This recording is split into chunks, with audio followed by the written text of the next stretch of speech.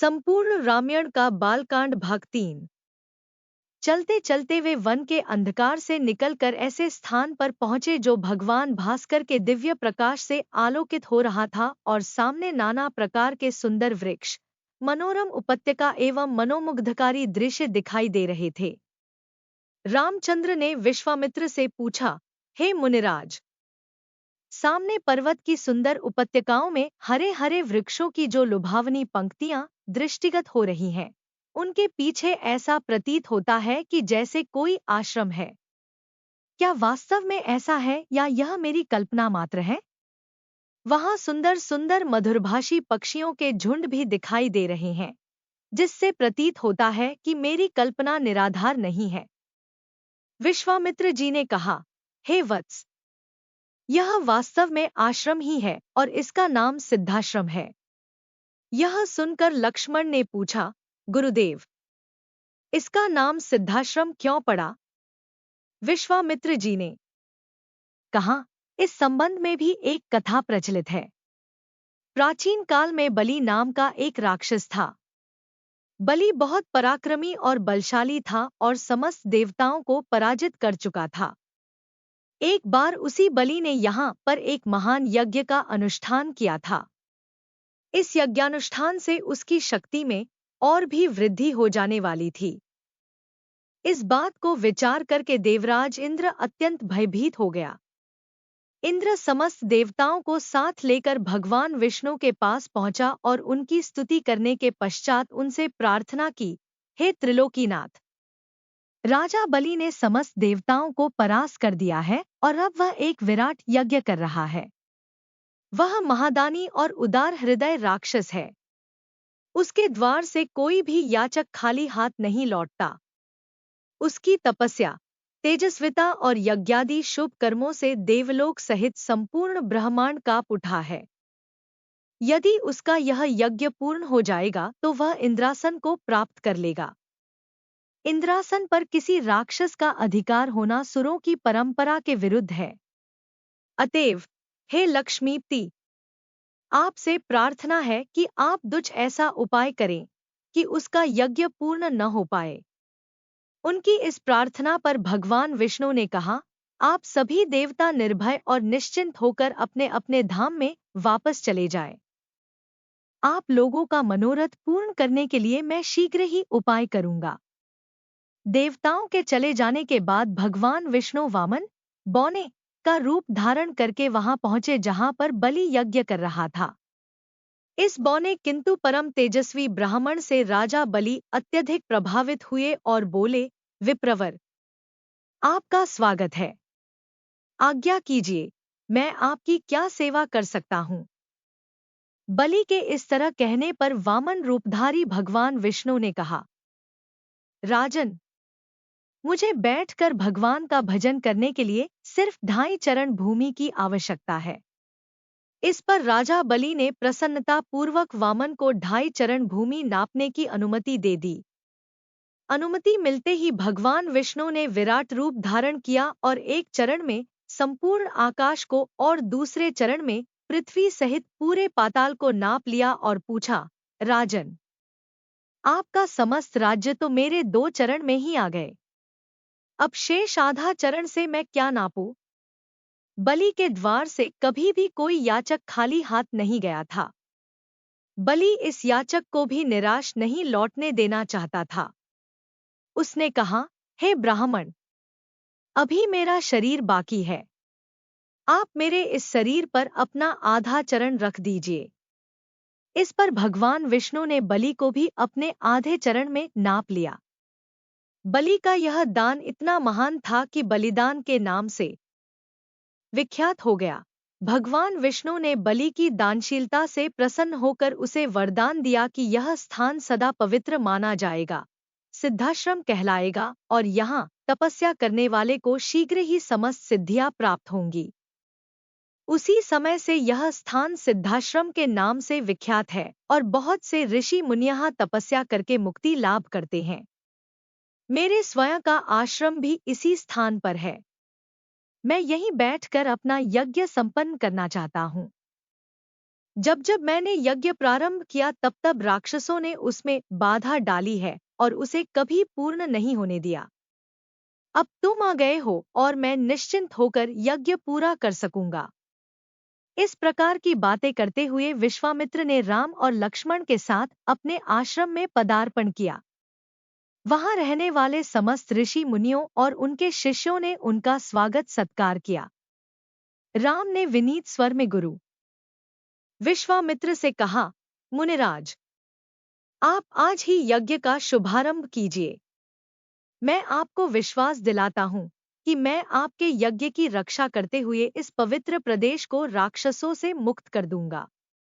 राम के इन वचनों को सुनकर विश्वामित्र यज्ञ सामग्री एकत्रित करने में जुट गए। दूसरे दिन ब्राह्म मुहूर्त में उठकर तथा नित्यकर्म और संध्या उपसना आदि निवृत्त होकर राम और लक्ष्मण गुरु विश्वामित्र के पास जाकर बोले, गुरुदेव, कृपा करके हमें यह बताइए कि राक्षस यज्ञ में विघ्न डालने के लिए किस समय आते हैं। यह हम इसलिए जानना चाहते हैं कि कहीं ऐसा न हो कि हमारे अनजाने में ही वे आकर उपद्रव मचाने लगे। दशरथ के वीर पुत्रों के इन उत्साह भरे इन वचनों को सुनकर वहां पर उपस्थित समस्त ऋषिमुनि अत्यंत प्रसन्न हुए और बोले, हे रघुकुलभूषण राजकुमारों, यज्ञ की रक्षा करने के लिए तुमको आज से 6 दिनों तथा रात्रियों तक पूर्ण रूप से सावधान मुद्रा में और सजग रहना होगा। इन 6 दिनों में विश्वामित्र जी मौन होकर यज्ञ करेंगे। इस समय भी वे तुम्हारे किसी भी प्रश्न का उत्तर नहीं देंगे क्योंकि वे यज्ञ की दीक्षा ले चुके हैं। सूचना पाकर राम और लक्ष्मण दोनों भाई अपने समस्त शस्त्रास्त्रों से सुसज्जित होकर यज्ञ की रक्षा में तत्पर हो गए। 5 दिन और 5 रात्रि तक वे निरंतर बिना किसी विश्राम के सतर्कता के साथ यज्ञ की रक्षा करते रहे, किंतु इस अवधि में किसी भी प्रकार की विघ्नबाधा नहीं आई। 6वें दिन राम ने लक्ष्मण से कहा, भाई सौमित्र, यज्ञ का आज अंतिम दिन है और उपद्रव करने के लिए राक्षसों की आने की पूर्ण संभावना है। आज हमें विशेष रूप से सावधान रहने की आवश्यकता है। तनिक भी असावधानी से मुनिराज का यज्ञ और हमारा परिश्रम निष्फल और निरर्थक हो सकते हैं। राम ने लक्ष्मण को अभी सचेष्ट किया ही था कि यज्ञ सामग्री, चमस, समिधा आदि अपने आप भभक उठे। आकाश से ऐसी ध्वनि आने लगी जैसे मेघ गरज रहे हों और सैकड़ों बिजलियां तड़क रही हों। इसके पश्चात मारीच और सुबाहु की राक्षसी सेना रक्त, मांस, मज्जा, अस्थियों आदि की वर्षा करने लगी। रक्त गिरते देखकर राम ने उपद्रवकारियों पर एक खोजपूर्ण दृष्टि डाली। आकाश में मायावी राक्षसों की सेना को देखकर राम ने लक्ष्मण से कहा, लक्ष्मण, तुम धनुष पर शरसंधान करके सावधान हो जाओ। मैं मानवास्त्र चलाकर इन महापापियों की सेना का अभी नाश किए देता हूं। यह कहकर राम ने असाधारण फुर्ती और कौशल का प्रदर्शन करते हुए उन पर मानवास्त्र छोड़ा। मानवास्त्र आंधी के वेग से जाकर मारीच की छाती में लगा और वह उसके वेग के कारण उड़कर 100 योजन अर्थात 400 कोस दूर समुद्र में जा गिरा।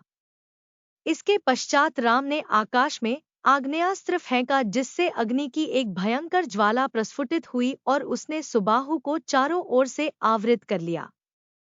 इस अग्नि की ज्वाला ने क्षण भर में उस महापापी को जलाकर भस्म कर दिया। जब उसका जला हुआ शरीर पृथ्वी पर गिरा तो एक बड़े जोर का धमाका हुआ। उसके आघात से अनेक वृक्ष टूटकर भूमि पर गिर पड़े।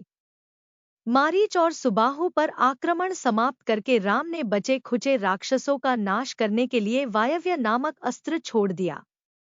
उस अस्त्र के प्रहार से राक्षसों की विशाल सेना के वीर मर मर कर ओलों की भांति भूमि पर गिरने लगे। इस प्रकार थोड़े ही समय में संपूर्ण राक्षसी सेना का नाश हो गया। चारों ओर राम की जय जयकार होने लगी तथा पुष्पों की वर्षा होने लगी। निर्विघ्न यज्ञ समाप्त करके मुनि विश्वामित्र यज्ञ वेदी से उठे और राम को हृदय से लगाकर बोले, हे रघुकुल कमल, तुम्हारे भुजबल के प्रताप और युद्ध कौशल से आज मेरा यज्ञ सफल हुआ। उपद्रवी राक्षसों का विनाश करके तुमने वास्तव में आज सिद्धाश्रम को कृतार्थ कर दिया। ऋषि विश्वामित्र ने बताया, हे राम, जनक मिथिलापुरी के राजाओं की उपाधि है जो चिरकाल से चली आ रही है। दूसरे दिन राम और लक्ष्मण अपने नित्य कर्मों और संध्योवंदनादि से निवृत्त हुए और प्रणाम करने के उद्देश्य से गुरु विश्वामित्र के पास पहुंचे। वहां उपस्थित आश्रमवासी तपस्वियों से राम और लक्ष्मण को ज्ञात हुआ कि मिथिला में राजा जनक ने धनुष यज्ञ का आयोजन किया है। उस धनुष यज्ञ में देश देशांतर के राजा लोग भाग लेने के लिए आ रहे हैं। रामचंद्र ने गुरु विश्वामित्र से पूछा, गुरुदेव, इस धनुष की क्या विशेषता है और इस यज्ञ का आयोजन का उद्देश्य क्या है? ऋषि विश्वामित्र ने बताया, हे राम, जनक मिथिलापुरी के राजाओं की उपाधि है जो चिरकाल से चली आ रही है। प्राचीन काल में किसी समय देवरात नामक पूर्व पुरुष ने बड़ी निष्ठा और श्रद्धा के साथ यज्ञ किया था, जिसमें उसने देवताओं को भी आमंत्रित किया था। देवताओं ने देवरात के इस यज्ञ से प्रसन्न होकर उसे पिनाक नाम का धनुष प्रदान किया था। यह धनुष अत्यंत सुंदर, भव्य और गरिमामय है और साथ ही साथ यह बहुत भारी और शक्तिशाली भी है। बड़े बड़े बलवान, पराक्रमी और रणकुशल योद्धा तथा शूरवीर इस पर प्रत्यंचा चढ़ाना तो दूर, इसे उठा भी नहीं सकते। अपनी एकमात्र रूपवती एवं लावण्य में कन्या सीता के स्वयंवर के लिए मिथिला नरेश ने प्रतिज्ञा की है कि जो भी पराक्रमी वीर राजकुमार या राजा इस धनुष पर प्रत्यंचा चढ़ा देगा, उसके साथ वे अपनी कन्या का विवाह कर देंगे। अनेक देशों के राजा एवं राजकुमार भारी संख्या में इस यज्ञ में भाग लेने के लिए मिथिलापुरी पहुंच रहे हैं। हम लोगों की भी इच्छा इस यज्ञ को देखने की है, अतः तुम भी हमारे साथ मिथिलापुरी चलो। उसे देखकर तुम लोगों को भी प्रसन्नता होगी। महर्षि का आदेशानुसार राम और लक्ष्मण ने भी विश्वामित्र तथा अन्य ऋषि मुनियों के साथ मिथिलापुरी की ओर प्रस्थान किया। मार्ग में अनेक प्रकार के दृश्यों का अवलोकन करते हुए वे आध्यात्मिक चर्चा भी करते जाते थे। इस प्रकार वे शोण नदी के तट पर पहुंचे। विश्वामित्र सहित सभी ऋषि मुनियों एवं राजकुमारों ने सरिता के शीतल जल में स्नान किया। इसके पश्चात संध्या उपासना आदि से निवृत्त होकर धार्मिक कथाओं की चर्चा में व्यस्त हो गए। रात्रि अधिक हो जाने पर गुरु की आज्ञा से सभी ने वहीं रात्रि व्यतीत की। प्रातः नित्य कर्मों तथा संध्यावंदनादि से निवृत्त होने के पश्चात यह मंडली आगे की ओर बढ़ी। वे परम पावन गंगा नदी के तट पर पहुंचे। उस समय मध्याह्न होने के कारण भगवान भास्कर आकाश के मध्य में पहुंच चुके थे और गंगा का दृश्य अत्यंत मनोरम दिखाई दे रहा था। अटखेलियां करती हुई लहरों में सूर्य के अनेकों प्रतिबिंब दिखाई दे रहे थे। जल में कौतुकमयी मछलियां क्रीड़ा कर रही थी और नभ में सारस, हंस जैसे पक्षी अपनी मीठी बोली में बोल रहे थे। दूर दूर तक सुनहरे रेत के कण बिखरे पड़े थे और तटवर्ती वृक्षों की अनुपम शोभा दृष्टिगत हो रही थी। राम इस दृश्य को अपलक दृष्टि से देख रहे थे। उन्हें देखकर विश्वामित्र ने पूछा, वत्स, इतना भाव विभोर होकर तुम क्या देख रहे हो? राम ने कहा, गुरुदेव, मैं सुरसरी की इस अद्भुत छटा को देख रहा हूं। इस परम पावन सलिला के दर्शन मात्र से मेरे हृदय को अपूर्व शांति मिल रही है। भगवान, मैं आपके श्रीमुख से यह सुनना चाहता हूं कि इस कलुषहारिणी पवित्र गंगा की उत्पत्ति कैसे हुई। राम का प्रश्न सुनकर ऋषि विश्वामित्र बोले, हे राम, अनेक प्रकार के कष्टों और तापों का निवारण करने वाली गंगा की कथा अत्यंत मनोरंजक तथा रोचक है। मैं तुम सभी को यह कथा सुनाता हूँ। ऋषि विश्वामित्र ने इस प्रकार कथा सुनाना आरंभ किया। पर्वतराज हिमालय की अत्यंत रूपवती, लावण्यमयी एवं सर्वगुण संपन्न 2 कन्याएं थीं। इन कन्याओं की माता सुमेरु पर्वत की पुत्री मैना थी। बड़ी कन्या का नाम गंगा तथा छोटी कन्या का नाम उमा था। गंगा अत्यंत प्रभावशाली और असाधारण दैवी गुणों से संपन्न थी। वह किसी बंधन को स्वीकार न कर मनमाने मार्गों का अनुसरण करती थी। उसकी इस असाधारण प्रतिभा से प्रभावित होकर देवता लोग विश्व के कल्याण की दृष्टि से उसे हिमालय से मांग कर ले गए। पर्वतराज की दूसरी कन्या उमा बड़ी तपस्विनी थी। उसने कठोर एवं असाधारण तपस्या करके शिव जी को वर के रूप में प्राप्त किया। विश्वामित्र के इतना कहने पर राम ने कहा, हे भगवन, जब गंगा को देवता लोग सुरलोक ले गए तो वह पृथ्वी पर कैसे अवतरित हुई और गंगा को त्रिपथगा क्यों कहते हैं? राम के इस प्रश्न का उत्तर देते हुए ऋषि विश्वामित्र ने कहा, सुरलोक में विचरण करती हुई गंगा से उमा की भेंट हुई। गंगा ने उमा से कहा कि मुझे सुरलोक में विचरण करते हुए बहुत दिन हो गए हैं। मेरी इच्छा है कि मैं अपनी मातृभूमि पृथ्वी पर विचरण करूं। उमा ने गंगा आश्वासन दिया कि वे इसके लिए कोई प्रबंध करने का प्रयत्न करेंगी। दोस्तों, कथा अच्छी लगी हो तो चैनल को सब्सक्राइब, लाइक एवं शेयर कर दे, जिससे रामायण के आगे के भाग आते ही आपको नोटिफिकेशन मिल जाएगा। दोस्तों, संपूर्ण महाभारत एवं रामायण के भाग के लिंक डिस्क्रिप्शन में मिल जाएंगे। धन्यवाद।